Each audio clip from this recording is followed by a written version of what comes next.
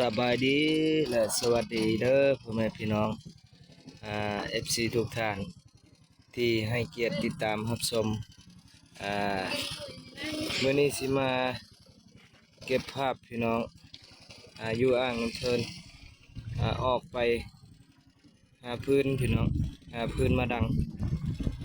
เพราะว่าอยู่บ้านเฮามันไม้บ่มีแล้วพี่น้องต้องได้ออกไปหาไม้ไหลน้ำมาค้างมาลมพัดมาตามน้ำพี่น้องจะเดินทางไปกับบรรดาลูกเมียเลยเก็บเอาพื้นพี่น้องเต็มลำเรือกลับมาดังอยู่บ้านเพราะว่ามีเงินซื้อถ่านพี่น้องซื้อถ่านดังมีเงินเลยไปหาเองเราไปหาพันเอาพื้นมาดังนี่แหละในการเดินทางมันนี่โอ้ท้องฟ้าแจ่มใสพี่น้องมีลมเปิดโปร่งดีมันนี่บรรยากาศในการไปการมาสะดวกสบายมือนี้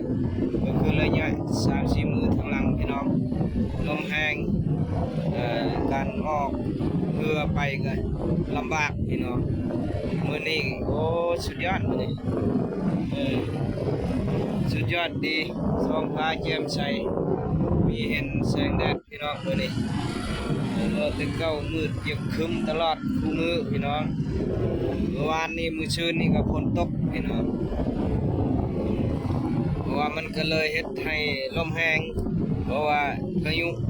พี่น้องพายุมาเอาบ่ฮู้ว่าพายุไม่ยังบ่ฮู้นี่ล่ะยังพาเข้าไปตามอ่างน้ำเทินพี่น้องเอ้ยนี่เก็บภาพสวยๆงามๆให้พี่น้องได้เบิ่งได้ชมนี่แหละนี่คืนนำกับบุมีมือนี่โอ้ลมนิ่งดีพี่น้องนิ่งดีขนาดนี้เหมาะในการใช้เบ็ดใช้มองหรือตีมองพี่น้องเหมาะขนาดนี้การทำมาหากินสะดวกสบายมือนี่เด้อถ้าผู้ใดอยากออกไปหาปลาไปได้มือนี่พี่น้องลมบ่แห้งน้ำนิ่งโอ้สบายมือนี่ไปโลดพี่น้องเอ้ยถ้าผู้ใดใจมักเรื่องในการตีมองพี่น้องเหมาะขนาดเลยทั้งนากาย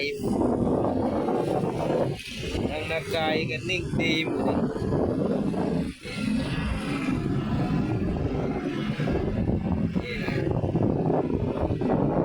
ดีขนาดบอกแล้วพี่น้องเอ้ยมือนี้เด้อไปเขาจะไปลุ้นพี่น้องในการเอาพื้นมาดัง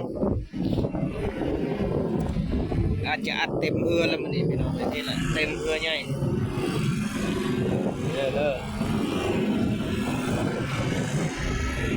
เต็มลำเรือนึงนี่ก็ดังได้อยู่ประมาณ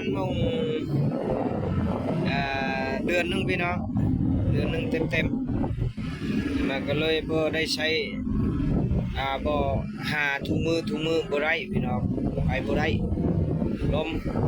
เพราะว่ามือใดน้ำนิ่งอากาศเป็นใจเราก็เลย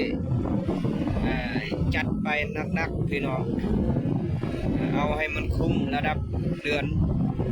30 วันดังเพราะว่ามัน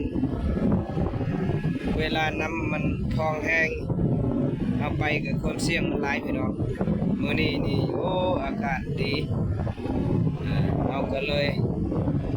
ไปเอาจัดหนักจัดเต็มมาดิเอาเต็มเรือเลยเพราะว่ายามนี้มันหนาวพี่น้องต้องได้ดังไฟวิ่งอยู่ตลาดก็อยู่ถึงเรือนกันดังไฟปีก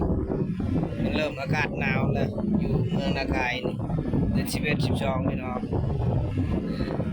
ลมพัดวิวโอ้ครับนี่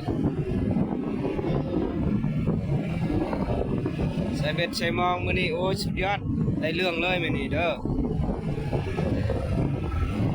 ชาวประมงนักชาวประมงเฮาออกไปหาปลามือนี่ โอ้คักมื้อนี้ต้องได้แน่นอนมื้อนี้เออเพราะว่าอากาศเป็นใจต้องได้แน่นอนเรื่องหาปลาแต่ว่าราคาปลาลงพี่น้องประมาณนี้พี่น้องเก็บภาพให้พี่น้องได้เบิ่งกันมีแต่ติดตามตอนต่อไปพี่น้องเด้อจะถ่ายให้พี่น้องได้เบิ่งอีกอ่าขอบใจ